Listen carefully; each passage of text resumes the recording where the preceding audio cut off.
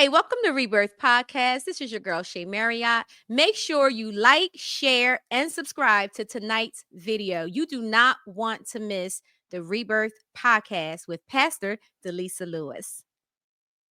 Out of the ashes we will soar to a destiny we can't ignore.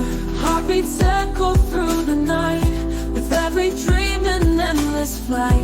Together strong, let's break the mold. Our rebirth and stories told.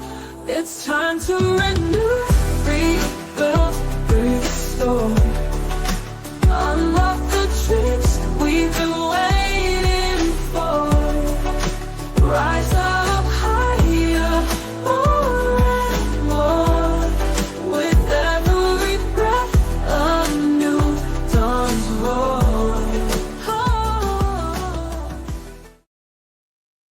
Good evening. Happy Monday. Welcome to Rebirth Podcast. I am your host, Shea. And tonight I have a special guest host with me.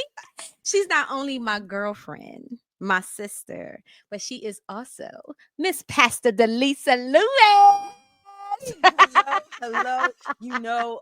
Welcome back. How about that? I feel like I'm like this guest speaker that comes on every now and then. I am just so excited and honored to be here. You are doing big things. Oh, girl. Thank you. So glad Thank I knew you before you. the lunch. We knew. Yes. We knew each other before everything happened. Exactly. I'm so happy to have you here with us. You've graced our microphone several times, as well as the Rebirth Live stage a few times. You and your husband. So I think we started some controversy. Oh, listen. It's all good. It's all good. We missed y'all last year, so we definitely would love to have you guys come back. Oh, for the one coming up. Yes. So how are you? How you been? I'm good. Just doing what God has called me to do. It's one thing when you have an idea of what you want to do, right? But then when you really step into what God has for you to do, and just walking that out, because it's a path that you really don't know, right? And as you walk it out, more things are revealed. I would have never thought years ago I'd be sitting here. Girl, me neither. Me neither. But God knew. God knew, right? It's just You're right. Amazing. You're right. It's amazing how our paths crossed. They kind of separated, then they came back. And it's just really amazing that even in the time that we were not together, that time was necessary. Yeah, for sure. So for sure. But you did fire me, but you fired me. Oh my God. Your manager. It was funny because I did not do a manager artists and stuff. I had no idea, but I was your manager for about, I don't know, like I never told that story in public. So what she's speaking about, everybody, is I don't even think a lot of our listeners even know that I was in the music industry at one point. Yeah. So but yes, I did before there was therapy, before I became a therapist, since Pastor Lewis, since Pastor put it out there. Yes. Before I was a therapist, before I even was doing anything with Rebirth or whatever, I was in the music industry for many, many years. And Delisa at one point was my manager. So, but it was one of those things where it's just like, because as an artist, you always want someone that you really can trust as a manager. So we're close. We're like sisters. So I was just like, it was a good idea at the time until it wasn't. Anything about it? Sure. Right. But I will put it out there. You did sing backup to John Bon Jovi. I did. You forgot all about that. John Bon Jovi and a few other. I could talk today. A few other artists. So yeah. What a blessing. We are both here. We are where we're supposed to be. Yes. During this time, right? So the journeys, it's interesting how our journeys just go, all the way around and then come right back full circle. And we're still friends, we're still sisters, and we're just doing things that God wants us to do versus what we thought we were supposed to be doing. If you would have told us this, we would have been cracking up laughing. It's like, girl, you would have told me you was gonna be a pastor. Like, yeah, okay. Really? But you are an amazing pastor, so amazing. Ooh, I still think about. I'm really surprised by that sometimes. It's great when you can look back and you can see how you've grown and how you've changed and how your thinking is different and your circles are different. It just everything just looks different. And it's funny because I have a mentor, Dr. Dee Freeman, who is an amazing woman of God. And she always says, if your life doesn't blow your mind, you're not doing it right. You should be able to look at where you are and it should blow your mind that you are where you are. Based on where you started. And if you don't have that, wow, look at me. Right. Then you might want to look at what you're doing. It's probably not what God has for you, and it's probably not fulfilling. So that's deep. That's really deep. So I have a question before I ask you the question. Tonight, guys, we're actually going to be talking about, we're on this season. I'm on this season of healing, and that's my word. That's the word that God gave me before 2025 came in. And everything that I do in 2025 is going to be something surrounding healing, rather it's a mental, a physical, a spiritual, a community healing, whatever that thing is, we're going to be talking about healing. So tonight we're actually going to be talking about healing while in crisis. So I'm very excited to jump on that topic, but I do have a question for you because you started the show out by saying, we both were on our own journeys and not the journey that God had for us, right? But now we know now, right? So how do let's say someone that is trying to figure it out, they're like, am I doing what God wants me to do? How do you know if you're doing what God wants you to do versus what you want to do? That is a good question, right? The first thing, you have to really take an introspective look and ask if, what you're doing, is it a passion? Is it something, if you look back at your life and you can see, what, I've been doing this all along in one way, shape, or form.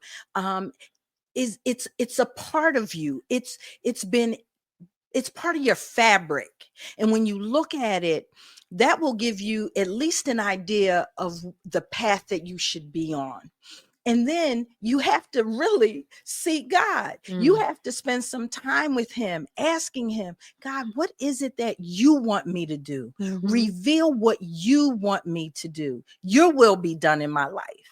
And what we'll find is sometimes what we desire and what God desires are very different. They're different. But he'll use your characteristics, those things that people really put you down for.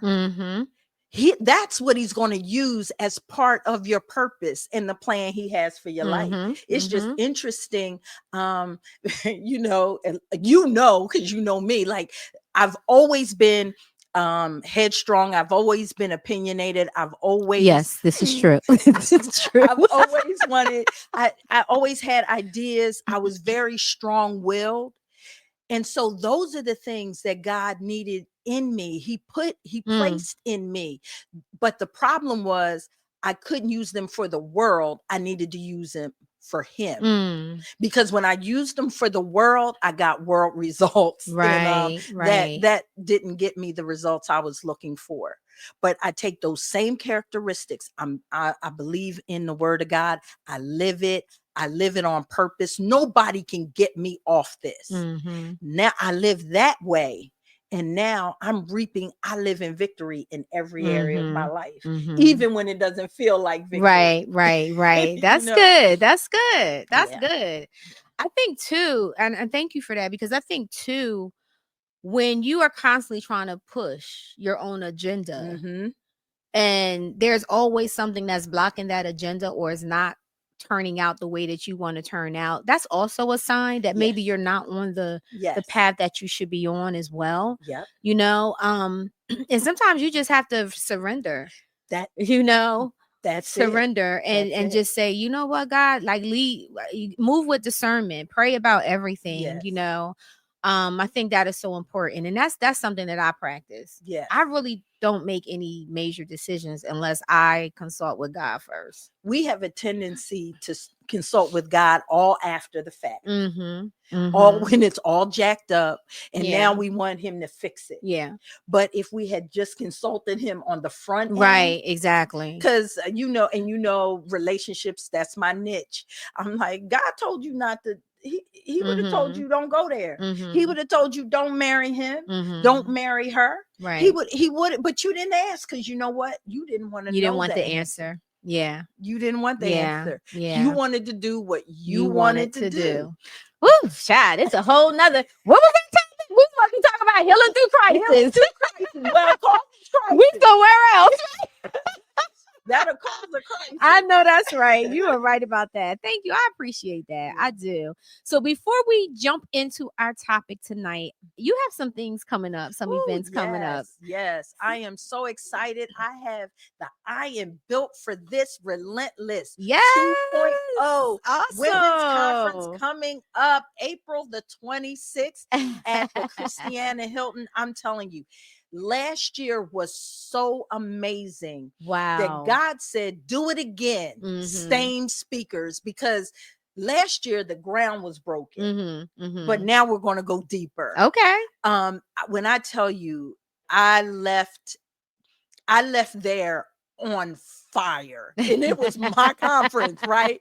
I left there ready to be relentless, understanding that's the only way that I'm going to achieve the things that I truly desire. I have to be relentless. Yes. And so I am just so excited. We have Pastor Dana Rue from Word of Light Christian Center. Life, yes. And we have Pastor Tanya Hall. She's coming in from Florida. She is going, when I tell you, this woman got it for you. She has a word for you, and it's going to be amazing.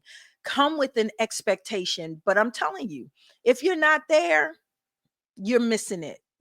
There are divine appointments that you're supposed to be at, and I know that God has ordained that moment, that event, just for you. This is for women only, right? Well, that's how it started. However, when men started coming. Oh, okay. So there are some men there. Okay. Most of them have accompanied their wives, but there are some men there that will be a part of. Okay. Yeah, my husband is on fire. He can't wait. I know that's right. The word is going to be amazing. So there are quite a few men that do register and come. Okay. And they can get the tickets at eventbrite.com. Eventbrite.com, or they can go to our website, transformedbyfaith.live. Nice. So get it there. Yep. Oh, and matter of fact, you better get your tickets now, because the early bird is ending very soon. Probably at the end of February. The end of February. Okay. So so you want to get it, because and tickets are $75. Right. Okay. Now. Okay. Yep. All right, guys, get your tickets. Get your tickets. This is year number what? Oh my God, I'm not even sure. I would say this is probably the 8th one, because I don't do them annually just to have them. Got you. I wait for God to tell me to do when to do it. Okay, got you. So we don't do them just cause. I'm really excited. And then we have our marriage boot camp coming up. Boot camp. Now when is this? May 17th. May 17th at the Chase Center. This right here, it will assist you in building the foundations that you need for your marriage, your relationship. If you're married, it's going to really assist you to take your marriage to another level, whether you are in a good place or not, it's going to assist you. If you're not married, you two are considering it. Yes. You definitely need to we'll be there. You definitely need to be there. We talk, it's real, relevant, raw. If you don't know anything about Bishop Rob and myself, I'm telling you, there's no topic off limits. No topic off limits. All. If you've been to a Rebirth Live, you already know what the experience is. We talk about it all, but our marriage was jacked up for 7 to 8 years. It was jacked. And so we exercised some principles that really got us on the path of where we are, really not only loving each other, but we like each other. Yeah. And now we're 28, almost 28 years. Woo! Congratulations. Yes. Are we gonna do a redo in the 30th anniversary? Oh, I don't know. You don't know? I think we'll go away. We might do some like a destination thing. We might do something like that. Yeah. Nice. Yeah. Wow. Who would have thought? I know. When we got them. Now you were with me. With you. Yes. Yeah. Oh my God. God is good, boy. I tell you. That is, yeah. So listen, y'all, if you have not done so already, please like, share, and subscribe to this video. I don't want you, to this podcast. I'm sorry. I don't want you guys to miss out all the information that we're going to be bringing you in 2025. Again, we're on a healing journey in 2025. We got to heal our world. We got to heal ourselves, our community, our families. So it's very important. So tonight we're going to be talking about healing while in crisis, right? Now, I always, as a therapist, of course, I'm always guiding people on their healing journeys. And I believe personally that there is no destination to healing. Right. I believe you're always on some type of journey of healing because you're always healing from something, right? So healing while in crisis. Talk to me a little bit about that. Well, the one thing I realized was that during all of the crisis I was in, I never had the opportunity. I never had the benefit of being able to just take myself out of my situation and just focus on me. I had to learn how to work on my healing while doing life. Yeah. While in the midst of a crisis, while everything is still topsy-turvy, still being able to focus on me. And I think that's where most people find it most challenging. Yeah. Because what you'll realize is that while you're trying to heal yourself or deal with your issues and get the help that you need, everything is coming your way to take you off. Yeah. They're just distractions. And you have to be able to identify them and just say, you know what? I'm putting me first. Yeah. I don't care who it is, whether it's child, whether it's spouse, whether it's parent. I got to put me first, because if I don't deal with my issues, if I don't heal me, then I'll never be any good for anybody else. Yeah. And we say it, but we don't do it. We don't practice it. Yeah. The job needs so much of us. The spouse needs so much. Our children need so much. And we're empty. Yeah. And I remember when I was going through a really tough time in our marriage, and didn't know whether we were going to make it or not. I was going through a severe depression, and I realized I have to get me together. I have to work on me. And one of the things that really kind of got me to this point was I was in the midst of my depression, and I realized that my spouse was not going to assist me. He was not going to be there for me the way I needed him to be there, because he had his own issues, right? So I realized I had to focus on me, make me the priority, and then deal with whatever those issues were. How long, at what point, like how much time though did you spend before you realized that he wasn't going to assist me? That you had that he wasn't going to help me, that I was on my own? It took a while for me because I thought when I got married, even though he was part of the problem, right? I thought, and this is how we think. We think that the person who is part of the problem is going to be the solution. Right. And guess what? Nope. No. He was not part of the solution. I had to take him out of the equation so that I could focus on getting me right. And so it took a minute for me to realize that.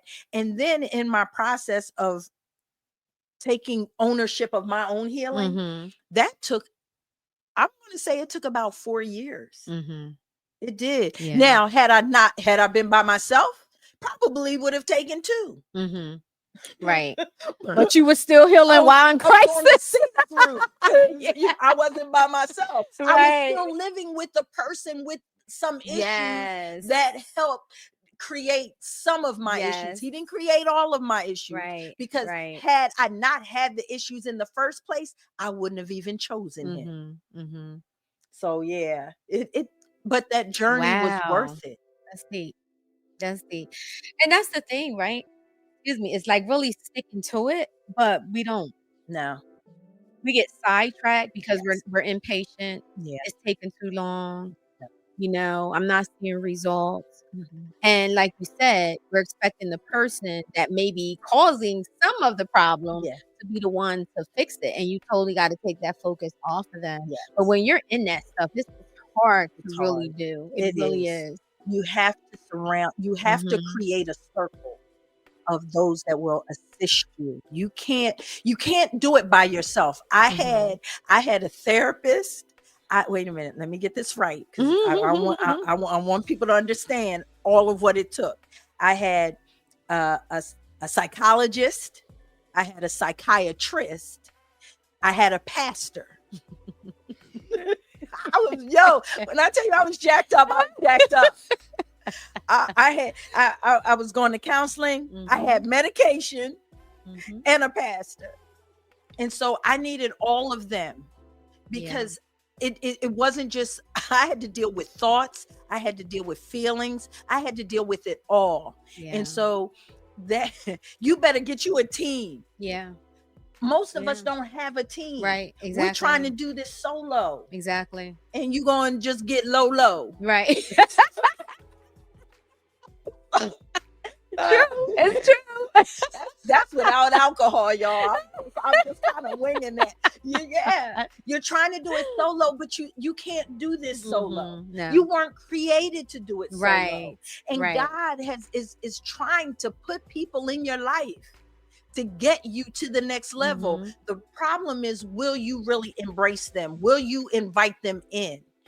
Because we don't want to talk, we don't want to share, we want to keep it all in. And when you keep it all in, that's where you really, it does more damage. It does, because it comes out, the stress comes out in your health, it comes out, it just comes out. It just oozes out your pores when you are, you're feeling that way. It was something I was going to ask you. Okay, perfect example of when we talk about you can have God and a therapist, because she's a pastor and she's sitting here and telling you what her whole team consists of. Yes. Right. So can you speak a little bit about that? Because even though I think we have come a long ways, I do believe there's still people that struggle with being a believer, but also seeing a therapist. Well, just like God created doctors, right? Same thing. And the thing is, if you are struggling with your emotions and your thoughts, if you can't slow the thoughts down long enough, you'll never hear God. You won't even be able to identify his voice, because you have so many thoughts coming, so many voices speaking to you, that you need something to slow the thoughts down. I needed medication for a period of time just to slow the thoughts down so I could identify what was real and what wasn't. Right. And so once I was able to do that, then it allowed me to be able to receive the word. I couldn't even receive what God was saying about me because my thoughts were all over the place. Yeah. Absolutely. And then what happens too is you have to, like in therapy, I always say, stick to the facts.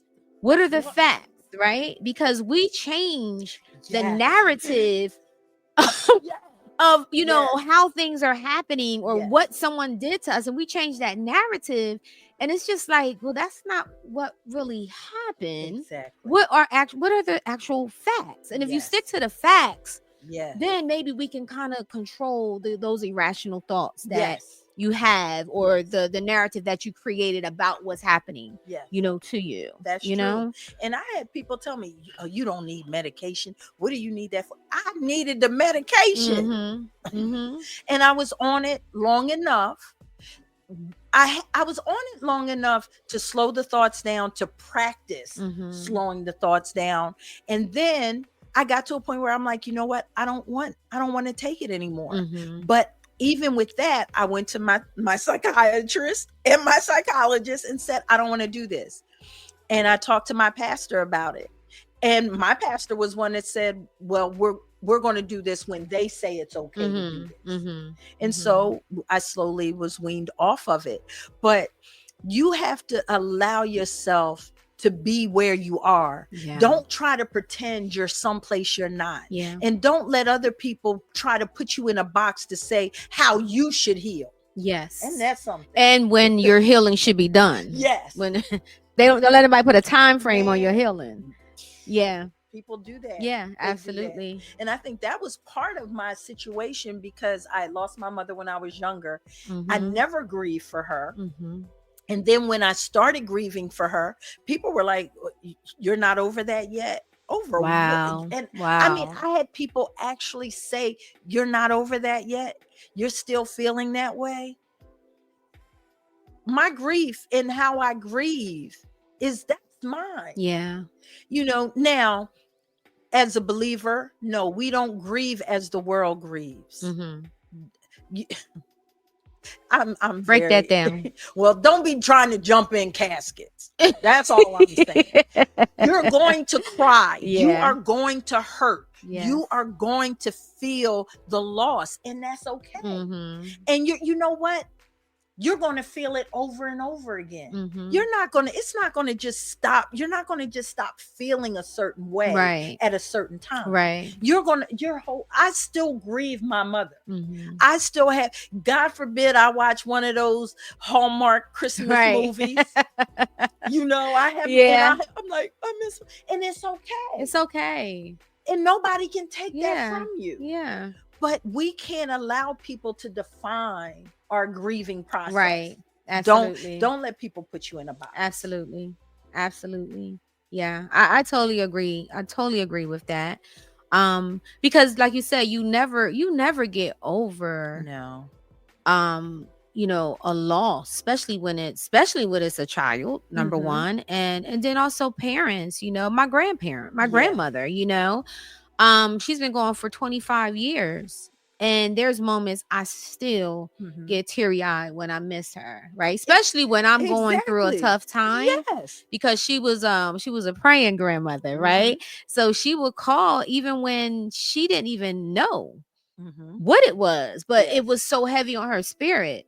And I'll be like, hey, grandmama. And she'd be like, come on, baby, let's pray. God told me to call you.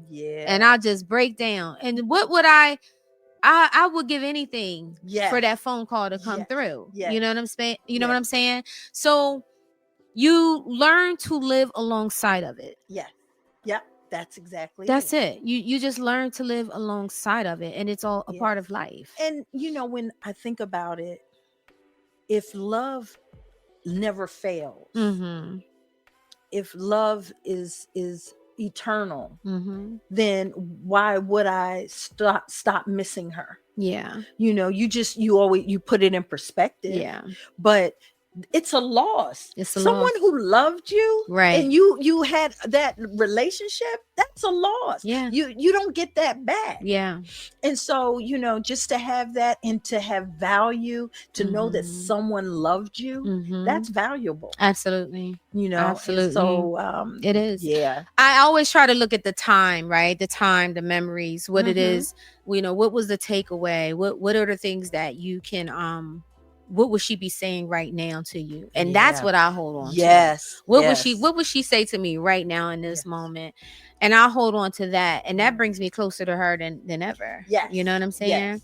Yeah. So now 2025 has, it feel like we done went through a whole year. How about it? We're only, I ain't even gonna lie to you. And I'm not that person. Like, I'm always just like, you know, Yes. You know, the best is yet to come. You know, stay positive. But man, oh man, it has been an exhausting. It's been a month. Yeah. Right. It's been a little over a month. Yeah. And it has been exhausting already. Yeah. So we're talking about healing through crisis. Yes. I feel like we're all in a crisis right now. Yes, we are. Yeah. Can you talk a little bit about how do people right now, how do they heal? How do they handle everything that's going on with themselves? What advice would you give them? First of all, you have to connect back to the source. You've got to connect with God. You've got to know who you are in him and know what he says about you in this season. You've got to reconnect. Some thought they were connected, and you'll know that you weren't connected by the level of fear and anxiety that you currently are in. And I get being afraid right now. I really do. But I also understand that God is my source. Right. He's my source. So I don't care how much eggs cost. I don't care who leaves, who stays. I don't care who the president is and who it's not, and who we think is the president. And clearly, I think we might have a different one. Right. Anyway, Exactly. It doesn't, because I know who I belong to. I know who I'm connected with. And if nothing else, I pray more now than I ever have. And I pray now more for others, because in this time, if you don't know, you're going to be shook. Yeah. You're going to be shook. Yeah. And the enemy wants to shake you. And so this, to me, we have to learn how to embrace crisis as opposed to run from it, or as opposed to ignore it, or as opposed to wanting to avoid it. Embrace it, because there's something that you're going to get out of this that's going to make you better. There's something that you can, how your perspective is everything. Because I'm looking at this, like, quite honestly, I'm looking at this like, what opportunities does this bring to me now that I didn't have before? I think for a lot of believers, there was a complacency that they had. There was a contentment that they have that they now don't have. And there's a reason. I agree with that. And you take those feelings and you say, okay, what do I do with them now? Yeah. And it's like, okay, I need to pray more. I need to believe God more. I need to stay connected more. I need to stay connected to my family more, because you're not going to be able to continue to live this life isolated. Right, right. This is bringing families together. This is bringing parents and children together.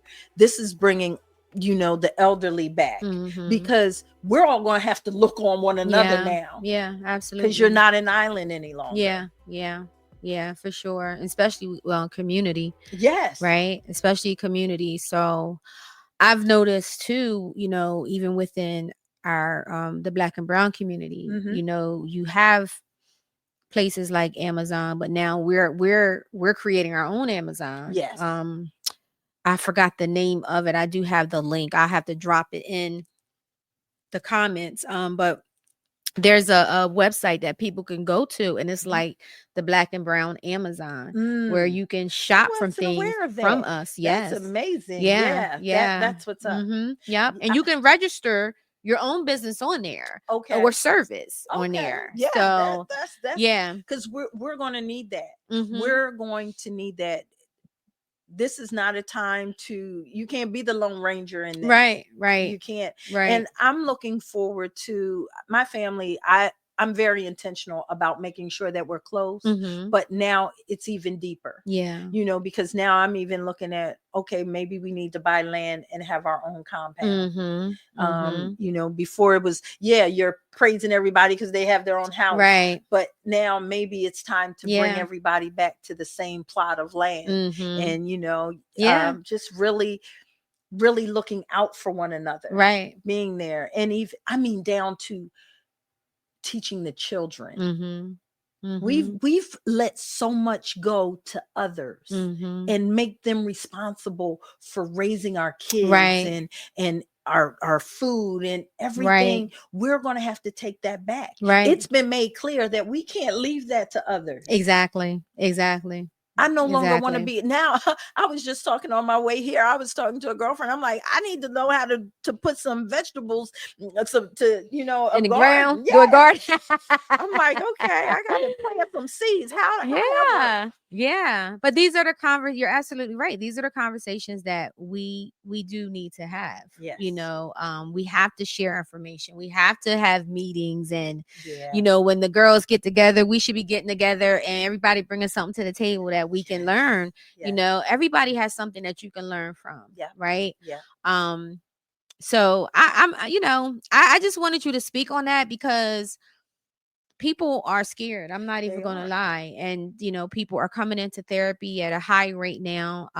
Last time I seen this was during COVID, right? During the pandemic. Yes. When a lot of people was just reaching out for therapy, and now we're starting to get the same rush again. And I'm not even gonna lie, it's for me it's a lot, right? Because healing through crisis, right? I'm wondering the same thing. I'm trying to figure it out as well, but I also have to be there for my clients and help them through this, as I also help myself through it along with my family. And what it does, crisis always reveals your deficits. It does, but it can reveal your strengths as well. Absolutely. And we have to start focusing on the strengths of each other. Yes. Your strength and my strength are different. Right. So why I don't have to recreate the wheel. Go to you for your strength. Exactly. And that's where building that community is so important. The problem is most people don't have in their circle the people that they need in their circle. Right. You've surrounded yourself with people who think just like you. Exactly. You've surrounded yourself with people who said that your whack way of living was okay. You've surrounded yourself with people who don't challenge you, who don't encourage you, who don't push you. And so now is the time to revamp your circle and get those people in around you who can push you, who can encourage you to think creatively, strategically, so that we can go beyond this. This is just a moment. This is really just a moment. People are saying, that's the end of the world. No, it's a moment. You heard, Pastor. It is a moment. The depression was a moment. The recessions that we've gone through was a moment. COVID was a moment. Yeah. And we survived it all. And we survived it all. Yeah. We will survive this as well. And we will survive. Yeah. Yep. This was awesome. It was. Happy Women's History Month. Let me say this. I am so excited because we have to realize that we are connected to history. And I had to think about that for a minute, because I thought about my mother, who is, the women's prison is named after her. And just tell them the name so they know. Dolores J. Baylor Women's Correctional Institution. Yes, that's her mom. And, just knowing that that's part of my legacy. Yeah. And I would have never thought, I'm not the warden, but I'm still helping women because it's Look at that. It's in my DNA. It's in you. It's who I am. Look at that. So you had to go through all. You had to go through all that whole journey. Yes. So I can go there. I can understand what making a bad decision does. Yeah. I just didn't end up in prison, but I made some bad decisions. And you can also understand what it looks like when you heal from making a bad decision. Right? Yep. Because that's what you did. Yeah. Right. And that's what we continue to do. And that's what we're going to continue to do. And this is why. So you did say this before we wrap up. You said that, people feel like if you don't have those people in your circle, it's time to make new friends, right? And this is why it's important to come to events like I Am Built for This, Marriage Boot Camp, Rebirth Meetups, Rebirth Lives, because we're bringing out people, right? So we're bringing out people that you can network with, you can connect with. Yes, we want you to pay attention to the information that we're giving you, but that's also the time to network and fellowship with other people. Because that you might meet your new bestie there, your new business partner or whatever. We pray a lot. We talk a lot in ministry about God is setting up, and this is an affirmation that I think a lot of people need to take in. God is setting up somebody somewhere with their power, ability, and influence just to help you. And so he's setting them up, but you gotta still meet them. Yes. And these are Rebirth. One of the things I like about the Rebirth Lives, the meetups, is that you have people from all walks of life coming together, but it's really a common cause, so that we can all be better, so that we can all hear one another. And people have different views, but there's a level of honor and respect that we all have for each other, even in our differences. And we embrace our similarities. And so they're key. Like, don't slip on those plates, because you don't know who is there that has your answer. Exactly. Yeah. I appreciate you. I do. This is a true sisterhood. So I just want to let y'all know that, like, this is really my sister. Like, we have a true sisterhood, and we've had for a very long time. When I think about the fact that I've been married almost 28 years, and I knew you before that. I met you when I was 19. Yeah. Isn't that God? Say, when people say that you can't have true sisterhood, you can have true sisterhood. And you women, we do need each other. So, girl, don't get me start crying on here. Don't even get me start crying on here. But it's real. So I love you. I appreciate you. And I am serious. I would love to have you and Bishop back on this year's Rebirth Live. I'm doing Healing Our Community. And I really want, you guys bring the spiritual, but the realness, you know what I'm saying? And I want that perspective from not just from a believer's perspective, but also someone that's going to keep it real with you. And sometimes people don't feel that maybe clergy always keep it real when it comes down to certain. As much as they always had it together, right? And I'm like, no, you didn't. Right, exactly. And even after becoming clergy, you don't have it together. Exactly. So why put that out there so that it isolates people? Exactly. It really does. It really does. And it makes people not want to really be vulnerable about what they're going through, what's happening, because they're afraid of judgment, which usually that's what they experience, right? So that's something that you guys definitely, you don't bring that. You know what I'm saying? You definitely bring a place of, look, let me tell you about what we had to go through, right? And I love that. So so I'm excited about it. But again, thank you so much. Oh, thank you for inviting me. Yes. Thank you so much. And guys, please go and support.